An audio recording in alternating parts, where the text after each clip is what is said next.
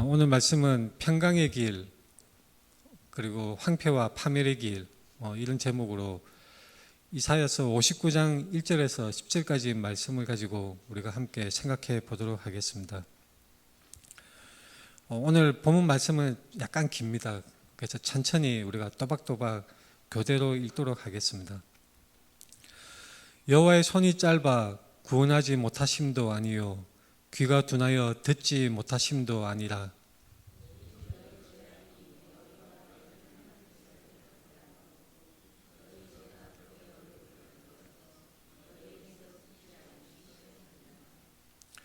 이는 너희 손이 피해 너희 손가락이 죄악에 더러워졌으며 너희 입술은 거짓을 말하며 너희 혀는 악독을 내밀어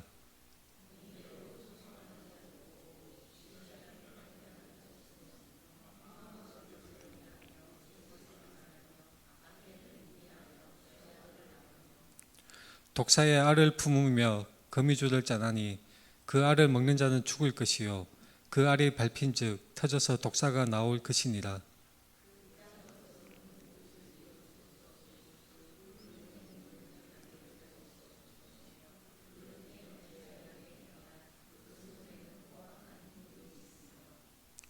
그 발은 행악하기에 빠르고 무지한 피를 흘리기에 신속하며 그 생각은 악한 생각이라. 황폐와 파멸이 그 길에 있으며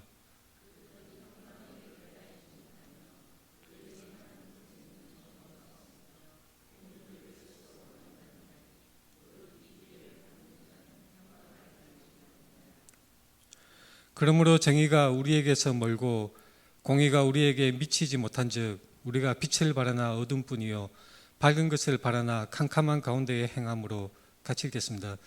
우리가 맹인같이 담을 더듬으며 눈 없는 자같이 두루 더듬으며 낮에도 황혼 때같이 넘어지니 우리는 강장한 자 중에서도 죽은 자 같은지라. 아멘. 우리가 앞뒤 좌우 돌아보면서 인사하겠습니다. 사랑합니다. 축복합니다. 인사하겠습니다. 사랑합니다. 축복합니다. 오늘 본문은 이사야서 말씀으로 우리가 그 성경 읽기 표에 의해서 진도를 쭉 나가고 있습니다. 그래서 수요 예배와 주일 예배 이 말씀의 그 본문이 다 우리 성경 읽기 표에 의해서 정해지고 있습니다. 오늘 본문은 구원에 대한 우리의 무능력과 또한 죄악의 상태에 대해서 말씀하고 있는 내용입니다. 이 성경을 읽을 때 우리는 항상 맥락에 대해서 신경을 써야 합니다. 이 말씀인 구절이 어떤 맥락에서 어떤 배경에서 이 말씀 구절이 나타나 있고 이것이 우리에게 어떤 맥락 가운데서 우리에게 말씀하고 있는가, 항상 문맥과 맥락에 우리가 신경을 써서 읽어야 하는 것입니다. 이 59장 본문 말씀 그 앞부분에 58장에 보면 하나님의 백성에게 그들의 죄악을 깨달으라고 촉구하는 내용이 나옵니다. 58장 1절에는 크게 외치라, 목소리를 아끼지 말라, 내 목소리를 나팔같이 높여 그들의 죄를 알리라고 그렇게 말씀하는 부분이 나오는 것입니다. 58장 중간 부분에는 이런 말씀이 있습니다. 내가 기뻐하는 금식은 흉악의 결박을 풀어주며 멍에의 줄을 끌어주며 압제당하는 자를 자유하게 하며 모든 멍에를 끊는 것이 아니겠느냐. 당시 이스라엘 백성들이 드리는 제사, 하나님께 드리는 제사가 결국은 자기들의 이익을 위해서, 자기들의 욕심을 채우기 위해서 그저 종교 활동에만 열중하고 하나님을 하나의 그 이방신 섬기는 것처럼 자신의 그 종교적인 열심으로 압박하고 재촉하는 그런 행태를 보이는 것이 바로 통렬하게 고발되고 있는 장면이 이 58장에 나오는 내용들입니다. 잘못된 종교, 이런 종교의 모습은 사실 지금 우리 시대에도 마찬가지입니다. 심지어 기독교 내에 우리 한국 기독교 수많은 기독교의 여러 가지 사회에서 나타나는 그 표면적으로 나타나는 것뿐만 아니라 그 중심적인 그 내용들까지도 하나같이 잘못되어 가고 있음을 우리가 쉽게 깨달을 수 있습니다. 우리가 종교 활동에 열중한다고 해서 무슨 소위 말하는 40일 기도 금식, 뭐 어떤 불이웃을 돕기 위해서 온갖 선한 일을 다 하고 온갖 사회 복지 활동을 위해서 온 전심을 다한다고 할지라도 그 중심이 하나님으로부터 어긋나 있으면 그 모든 것은 다 허사가 되고 말 것입니다. 이사야서는 그것을 굉장히 강조하고 있습니다.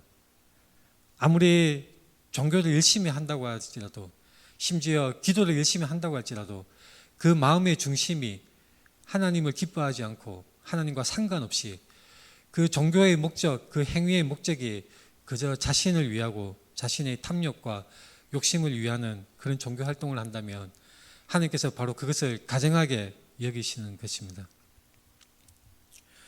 참된 하나님의 백성은 어떤 백성입니까? 바로 하나님의 말씀에 반응하고 응답하는 것입니다. 하나님의 말씀대로 순종하는 것입니다.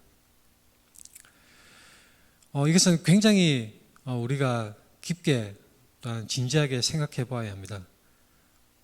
우리가 하나님의 말씀을 그냥 흘려듣지 않는가, 하나님의 말씀을 소홀히 여기고 있지 않는가, 우리는 진지하게 생각을 해야 하는 것입니다.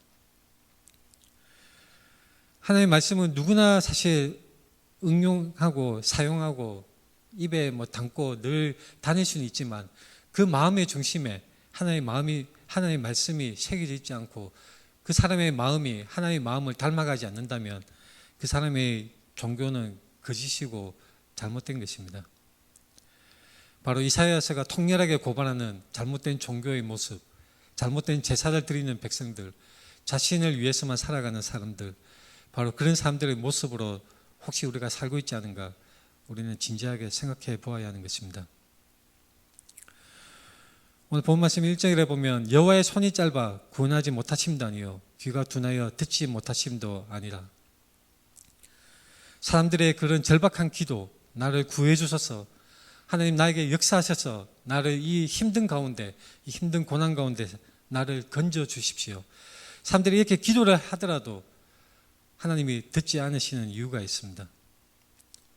하나님 나를 구해 주십시오. 나에게 하나님의 음성을 들려주십시오. 하나님의 기적을 보여주십시오. 아무리 외쳐도 하나님이 듣지 아니하시는 이유가 있는 것입니다. 바로 악이 우리에게 있을 때 그렇습니다. 이 하나님의 말씀대로 살지 않고 그릇되게 사는 사람들이 그 죄악을 쌓아놓음으로 말미암아 그 죄악이 마치 두꺼운 구름이 태양빛을 가리듯이 하나님을 가리고 하나님의 은혜로부터 우리를 분리해 내는 것입니다. 하나님이 결코 능력이 없어서 구원하지 못하심도 아니고 잘 듣지 못하셔서 우리의 기도를 듣지 못하시는 것도 아닙니다. 오직 우리의 죄로 말미암아 우리의 허물과 죄악이 하나님을 가리워서 하나님께서 우리에게 사해를 내고 멀어지게 했던 것입니다. 구원받지 못하는 것, 하나님이 돕지 않으시는 것, 하나님의 얼굴을 우리에게 보여주지 않으시고 하나님의 음성을 우리에게 들려주지 않으시는 것, 하나님의 그 진리와 하나님의 그 영광이 우리에게 보이지 않는 것, 그것은 전적으로 우리의 잘못인 것입니다. 그런데 죄인의 특성이 있습니다. 뭐냐면 모든 것을 남 탓으로 돌리는 그런 특징이 있습니다. 내가 구원받지 못하는 것은 하나님의 책임이야. 아마도 지옥에 간 사람들, 악인들이 지옥 속에서 고통을 당하고 그 영원한 불길 속에서 고통을 당하면서 이를 갈며 아마도 하나님을 원망할 것 같습니다. 이 모든 것이 다 하나님 때문이야.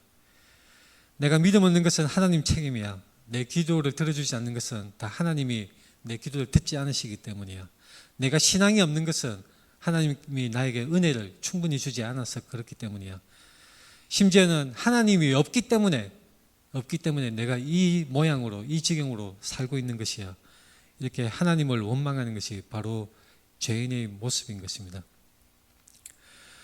죄인들은 항상 남의 탓을 합니다. 하나님 탓을 하고 자기 남편 탓을 하고 자기 아내 탓을 합니다. 자기 부모 탓을 하고 자기 자식들 탓을 하기도 하지요. 아담과 하와가 선악과 나무를 따먹고 범죄함으로 말미암아 에덴 동산에 쫓겨났습니다.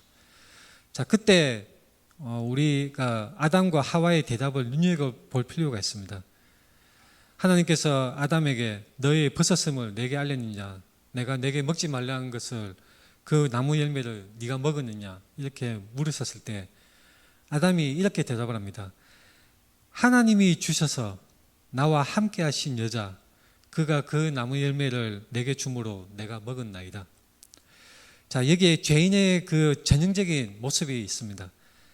하나님이 주셔서 나와 함께 있게 한 여자, 자기 아내 하와를 가리켜서 이 하와가 하나님이 당신이 지으신 게 아닙니까? 하나님이 만들어주신, 하나님이 나에게 선물로 주신, 나를 돕도록 나에게 배필로 주신 이 여자가 나에게 권해줘서 먹었습니다. 그래서 궁극적인 책임은 바로 당신에게 있습니다. 하나님께 있습니다. 이렇게 하나님에게 그 책임을 떠넘기는 아담의 모습을 볼 수가 있는 것입니다. 하와도 마찬가지입니다. 하나님께서 하와에게 네가 어찌하여 이렇게 하였느냐 이렇게 물으셨을 때 여자가 어떻게 대답하냐면 뱀이 나를 꿰므로 내가 먹었나이다. 여기서도 전형적인 죄인의 특성이 나타납니다. 바로 다른 사람에게 죄의 책임을 떠넘기고 자신은 마치 억울한 것이냐, 나는 그저 유혹을 받았을 뿐인데, 나는 그저 열심히 살고자 했을 뿐인데, 나는 그저 직장생활 열심히 하고 가정생활 열심히 하고 나는 그저 세상에서 열심히 살려고 아둥바둥 노력을 다했을 뿐인데 이 모든 책임, 내가 믿음이 없고 신앙이 부족한 것은 다 하나님 때문이야. 그리고 나로 하여금 올바른 신앙을 갖지 못하게 하는 목회자나 교회 사람들이나 내 아내나 내 남편 때문이야. 항상 이렇게 다른 사람에게 책임을 떠넘기는 것이 바로 죄인의 모습이고 또한 우리 속에 나타나는 모습인 것입니다. 이사야서 말씀은 또한 사회적 시스템의 악을 대해서 말씀하고 있습니다. 공의대로 소송하는 자도 없고 진실하게 판결하는 자도 없다고 말씀을 하고 있는 것입니다. 죄인들이 모여서 이룬 사회, 토마스 모인가요? 그 1500년대인가 그 유토피아에 대해서 이렇게 기술한 책이 있습니다. 사람들만의 힘으로 이상적인 천국과 같은 이상적인 국가를 건설하고자 하는 그런 허황된 꿈을 꾸는 그런 책 내용이 있습니다. 정말로 그것이 가능할까요? 전혀 그렇지 않습니다.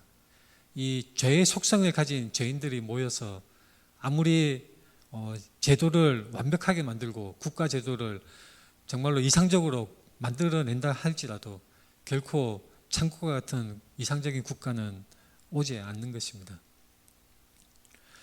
죄인들이 모여서 살 때에 그 죄인들의 모임 속에도 죄의 형태가 더욱더 강건하여짐을 볼 수 있습니다.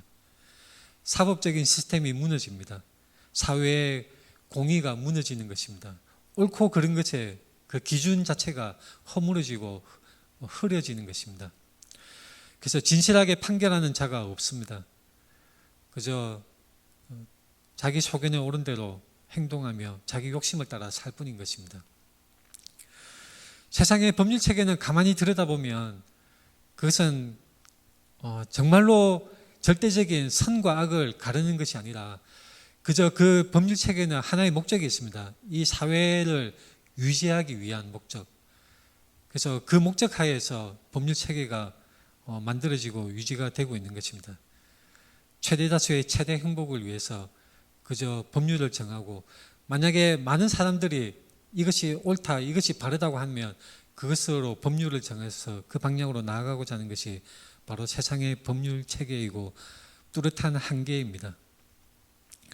죄는 죄악을 낳게 됩니다. 그리고 그 죄악이 점점 더 단단해져 갑니다.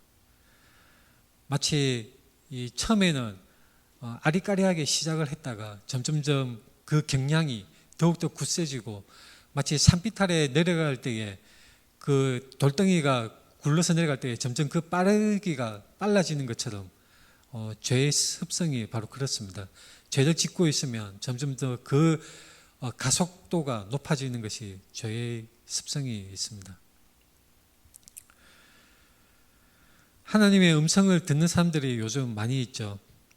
저마다 하나님의 음성을 듣고 하나님이 보여주시는 환상을 보고 하나님이 알려주시는 예언을 하고, 그래서 몇 년 뒤에 어떻게 된다, 뭐 어디에 무슨 하나님이 재림하신다, 심지어는 자기 자신이 예수의 영이 들어와서 자기 자신이 예수라고 그렇게 주장을 하는 이단 교주들이 많이 있습니다.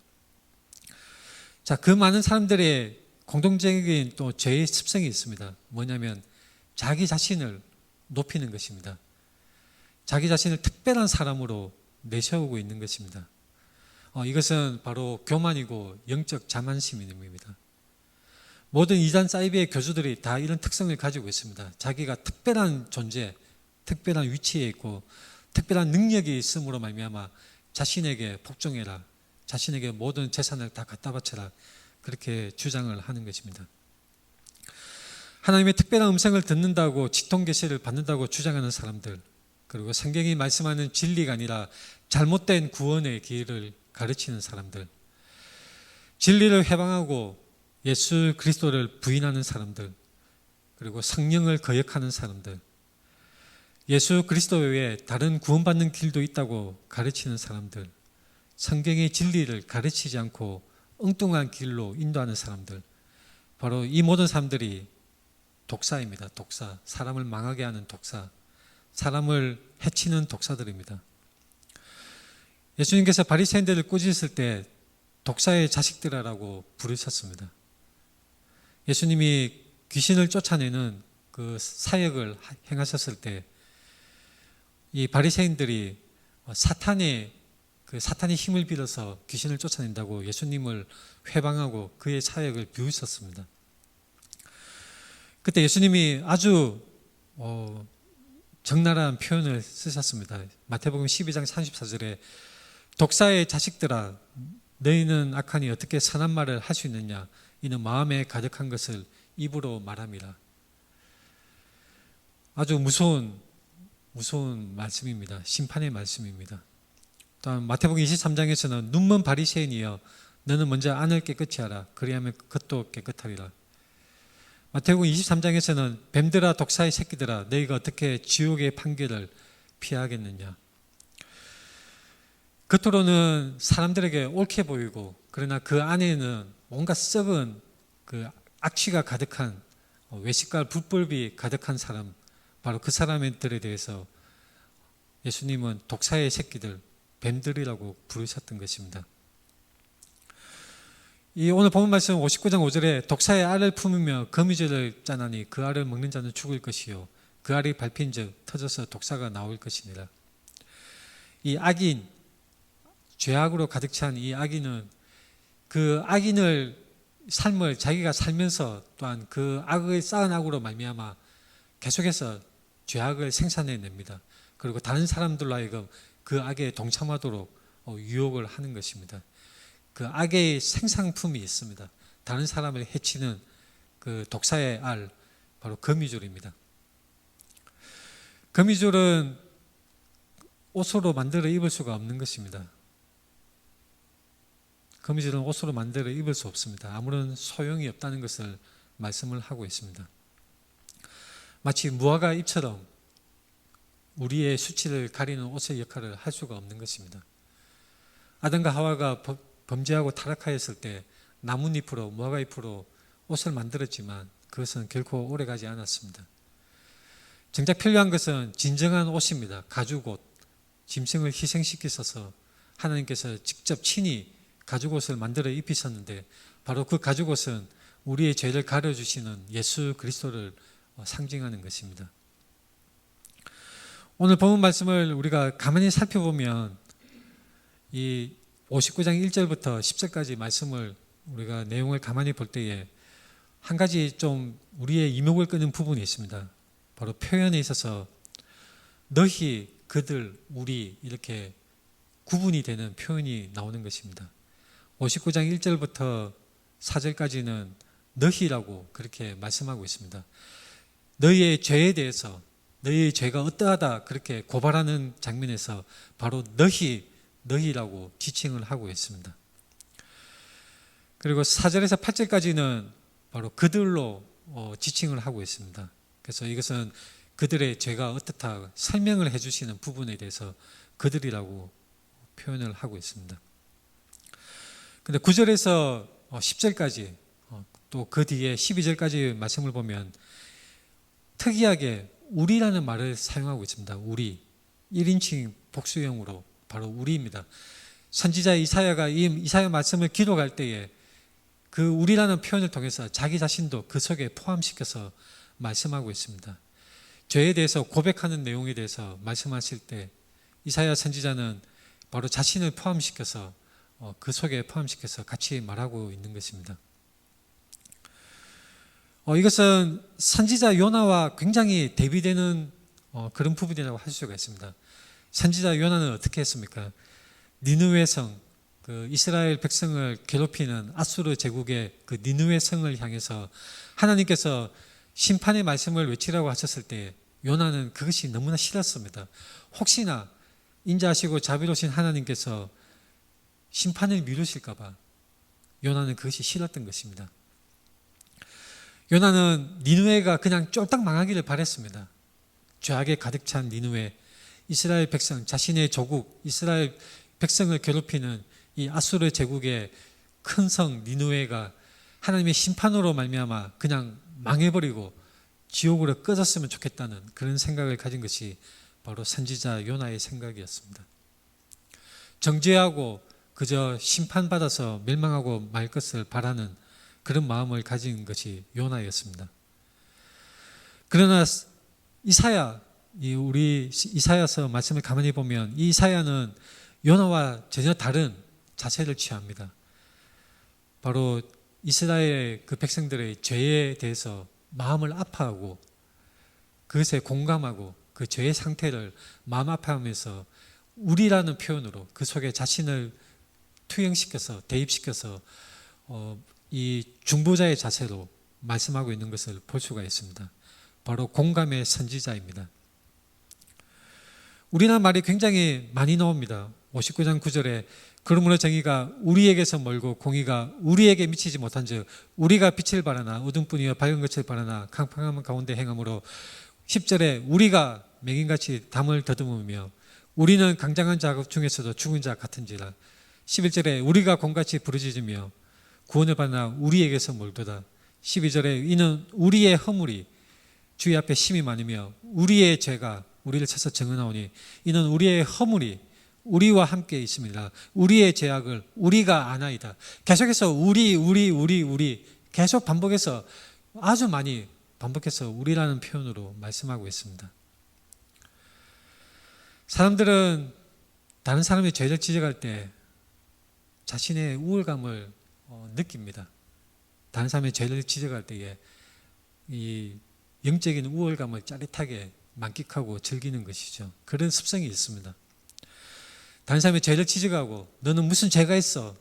너는 무엇이 잘못되어서 이렇게 지적질을 할 때에 자신의 마음속에는 나는 도덕적으로, 종교적으로, 영적으로 너보다는 탁월해. 나는 너보다 깨끗해. 나는 너보다 더 나은 사람이야. 그렇게 의시되는 그런 마음이 있기 마련인 것입니다. 자신의 종교적 신앙의 우수함을 들이대고 의시되는 것입니다. 정말 안타깝지만 어떤 사람은 전도할 때도 이런 마음으로 전하는 사람이 있습니다. 난 천국 갈 거야. 그래서 천국의 상급을 위해서 나는 전도를 하는데 사실 너네들이 천국 가든지 지옥 가든지 그게 나한테는 중요하지가 않아. 그저 나는 내 상급을 위해서 내가 따놓은 천국의 그 당상을 위해서 천국의 상급을 더 크게 받기 위해서 내 자신을 위해서 나는 전도를 하는 것이야. 이렇게 마음가짐을 가지고 전도를 하는 사람들이 있습니다. 굉장히 이기적인 마음이지요. 혹시 우리는 그런 이기적인 마음이 우리 속에 있지 않습니까? 이사야 선지자는 요나 선지자와 분명하게 달랐습니다. 요나는 그저 니느웨가 망하기만을 바라고 그저 하나님의 심판을 빌어서 자신의 적 미워하는 니느웨 그저 망해버렸으면 그래서 하나님의 복음이 전해지는 것을 싫어하여서 다시스로 도망하는 배를 탔던 것입니다. 이사야는 자신의 마음을 찢으며 자신의 동족 이스라엘의 죄를 대해서 아파하는 마음을 가졌습니다. 우리의 죄가 이렇게 큽니다. 하나님 앞에 우리의 죄가 이렇게 많이 있습니다. 마음 아파하면서 그것을 가지고 애통해하는 그런 심정을 가졌던 것입니다. 우리 한국 교회의 미래는 어떻게 될까요? 어떻게 하면 우리 한국 교회가 다시 하나님이 기뻐하시는 교회로 회복할 수가 있겠습니까? 저는 개인적으로 이러한 선지자 이사야와 같은 공감하는 능력을 가지는 것이 꼭 필요하다고 생각을 합니다. 다른 사람의 그 처지와 다른 사람의 아픔과 또한 그들이 향해 가는 영원한 지옥, 그것에 대한, 그 처지에 대한, 그 죄악의 상태에 대한 아픈 마음, 내가 애통해하고 안타까워하고 가슴 아파하는 바로 그 공감의 능력이 우리 한국교회에 꼭 필요하다고 생각을 하고 있습니다. 우리에게 꼭 필요합니다. 그저 내가 천국 가니까 내 천국 티켓은 따놨으니까 나는 그저 적당하게 종교 생활하면서 적당하게 즐기다가 천국 가야지. 이것은 결코 바른 신앙인의 모습이 아닙니다. 우리 속에는 정말로 내가 천국과 지옥에 분명한 인식이 있다면, 내 속에 정말로 천국과 지옥에 대한 분명한 알미 있다면, 지식이 있다면 결코 우리 가족이, 우리의 형제와 우리의 부모님과 우리 자녀들이 그것을 향해서 달려갈 때에 그저 마치 영화관에 영화 보듯이 지켜보고 있지는 않을 것입니다. 정말로 마음 아파하면서 갈급하고 애통해하는 마음이 우리 속에 있어야 하는 것이 정상입니다. 이사야서에서는 길이라는 단어가 아주 많이 나옵니다. 엄청나게 많이 나오는 단어가 길이라는 단어입니다. 때로는 대로라는 말로 번역이 되기도 하고 때로는 길이라는 단어로 우리말의 성경에 번역이 되기도 했지만 이사야서는 길이라는 개념이 아주 중요하게 나와 있습니다. 오늘 본 말씀에서는 바로 평강의 길과 오늘 이 말씀 제목대로 평강의 길 vs 황폐와 파멸의 길, 평강의 길 그리고 황폐와 파멸의 길을 대조해서 말씀하고 있습니다. 서울역에서 우리가 기차를 타는데 KTX 기차를 타고 이제 지방으로 내려가죠. 근데 KTX에 어떤 노선을 타느냐에 따라서 부산역으로 가기도 하고 전라도 광주 송정역으로 가기도 합니다. 전혀 다른 방향으로 갈라지는 것이죠. 우리는 인생의 이 살아가는 인생의 길에서 우리가 어떤 KTX를 타고 있습니까? 평강의 길, 천국으로 가는 KTX를 우리가 타고 있습니까? 아니면 황폐와 파멸의 길, 지옥으로 가는 KTX에 타고 있습니까? 우리는 타고 있는 기차가, 우리가 지금 우리의 몸을 싣고 있는 기차가 어디로 가는지, 목적지가 어디인지 분명하게 알아야 합니다. 진지하게 그것을 확인해야 하는 것입니다. 기차는 다 비슷하게 생겼어. 아무 기차나 탔다가는 전혀 엉뚱한 곳에, 자기가 원하지 않은 곳에 가게 되고 말 것입니다. 타고 있는 기차가 나의 목적지가 아니라면, 내가 가야 할 목적지, 영원한 본향, 나의 집이 아니구나 엉뚱한 방향으로 간다는 것을 알게 된다면 바로 우리는 어떻게 해야 합니까? 즉각적인 행동이 필요합니다. 바로 그것을 알게 되자마자 즉각적인 분명한 행동이 필요한 것입니다. 오래 앉아 있으면 있을수록 그저 편해지기 마련입니다. 조금 있다가 생각해 보지 뭐. 지금 내가 바쁘니까 좀 있다가, 내가 너무나 바쁘니까 대학 졸업하고, 내가 너무 직장인 생활에 바쁘니까 좀 이 바쁜 생활이 끝나고, 내 사업이 너무나 지금 다급한 지경이 있으니까 이 사업에 급한 것이 좀 마무리되고 나서 그때 한번 신앙에 대해서 생각해 보지 뭐. 근데 여러분 분명히 알아두십시오. 여러분이 타고 있는 기차에 그 좌석에 앉아 있을수록 점점 더 그 자리가 편안해지게 느껴지게 될 것입니다. 심지어는 잠이 들 수도 있습니다. 눈을 떴을 때는 이미 늦습니다. 이미 종착역에 도착해 있을 수도 있으니까요. 사실 우리는 우리 인생길에서 우리의 이 인생이 얼마나 지속될지 알 수가 없습니다. 어떤 사람은 수십 년을 더 살 수도 있고, 어떤 사람은 당장 내일 하나님 앞으로 불려갈 수도 있습니다. 우리는 언제 종착역에 도착할지 알 수가 없는 상태에서 오늘 우리에게 주어지는 말씀, 정말로 우리가 구원의 길에 서 있는가, 평강의 길에 서 있는가, 그 하나님의 메시지가 우리에게 주어질 때 우리에게 필요한 것은 바로 즉각적인 행동이 필요한 것입니다. 이 하나님의 말씀에 여러 가지 경고의 말씀이 있습니다. 우리의 죄악의 상태에 대해서 꼬집는 말씀, 우리를 일깨우는 말씀이 곳곳에 계속해서 반복해서 나오고 있습니다. 그래서 단위에서 제가 말씀을 전하거나 또는 여러분들이 유튜브나 다른 길을 가다가도 누군가의 하나님의 메시지를 들을 때에 어떤 사람은 이렇게 반응을 하죠. 아, 지겹다. 저 똑같은 소리 또 하고 또 하고 그만했으면 좋겠다. 듣기 싫은 지겨운 소리 또 반복되네. 그러나 이것은 정말로 하나님이 애타게 여러분들을 부르는 소리입니다. 우리는 참으로 맹인 같은 사람들입니다. 담을 더듬으며 눈 없는 자같이 두루 더듬고 낮에 황혼대같이 넘어져서 강장한 자 중에서도 죽은 자 같은 사람들이 바로 우리들입니다. 여기 강장한 자가 무슨 뜻입니까? 굉장히 어려운 한자말인데 쉽게 풀어서 얘기하자면 강하고 건장한 사람입니다. 몸집이 좋고 기름이 번지르하고 머리에 기름이 막 흐르고 얼굴도 반지르하고 이런 건장하고 겉모습은 아주 좋은 것처럼 보이지만 실상은 죽은 자와 같다는 것이 바로 59장 10절의 말씀인 것입니다. 죄인은 어떤 사람들입니까? 눈 없는 자 같습니다. 눈 자체가 없는 사람입니다. 맹인같이 담을 더듬고 눈이 없는 사람입니다. 공의가 멀고 빛을 바라나 어둠뿐이고 밝은 것을 바라나 캄캄한 가운데 행하는 사람들입니다. 이런 눈 없는 자는 어떻게 해야 될까요? 뭔가 수정을 해서 내가 어떤 걸 잘못했으니까, 내가 어제는 무슨 잘못을 저질렀으니까 이것을 수정을 해야지. 자, 뭔가 개선하고 수정하는 것으로 이 근본적인 죄의 문제는 해결하지 못합니다. 왜냐하면 눈 자체가 없기 때문입니다. 눈 자체가 없습니다.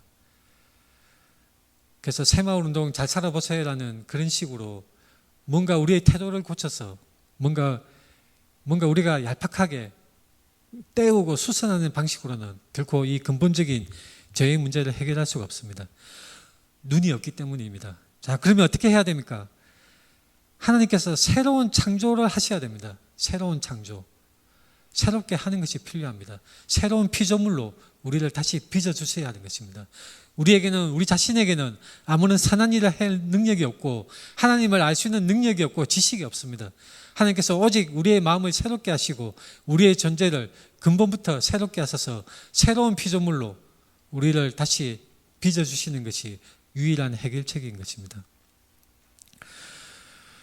이 59장 찬찬히 보면 오늘 본문 말씀까지가 죄에 대해, 죄의 상태에 대해서 말씀하고 있는데 그 뒷부분에서는 바로 그 근본적인 해결책, 그 해결책이 나옵니다. 우리 자신으로서는 도저히 이 상태를 벗어날 수 없으니 바로 어떻게 하시냐면 바로 우리 하나님께서 그분의 크신 사랑으로 우리를 구원하시기 위해서 하나님께서 직접 개입을 하시는 것입니다. 구원의 사역, 구원의 일을 행하시고 이루어 가시는 것입니다. 하나님께서 구원의 역사를 이루어 주시는 것입니다. 59장 20절에 이런 말씀이 있습니다. 여호와의 말씀이니라 구속자가 시온에 임하며 야곱의 자손 가운데서 죄가를 떠나는 자에게 임하리라. 여호와의 종, 바로 구속자 메시아가 임하셔서 우리를 구원하실 것입니다.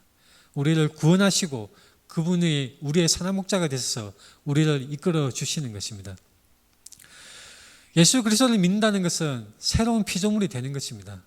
그저 땜빵식으로 겉모습을 꾸미고 외모를 꾸미는 그런 수준이 아니라 바로 우리의 속사람, 우리 근본부터 새롭게 하시고 우리 마음판에 그분의 율법을 새겨주심으로 생명의 법을 우리 마음속에 새겨주심으로 말미암아 우리가 새로운 피조물이 되는 것입니다. 시편 50편 10절에서는 이렇게 기도하는 장면이 있습니다. 하나님이여 내 속에 정한 마음을 창조하시고 내 안에 정직한 영을 새롭게 하소서. 내 안에 정직한 영을 새롭게 하소서. 오직 새롭게 하시는 분, 바로 창조주 하나님이십니다. 우리를 구속하실 수 있는 분, 바로 우리 하나님이십니다. 에스겔 18장 31절을 보면 너희는 너희가 범한 모든 죄악을 버리고 마음과 영을 새롭게 할지어다. 이스라엘 족속아 너희가 어찌하여 죽고자 하느냐. 하나님께서 새롭게 하여 주시는데 이 에스겔 18장 말씀에서는 우리에게 마음과 영을 새롭게 하지어다 말씀하고 있습니다.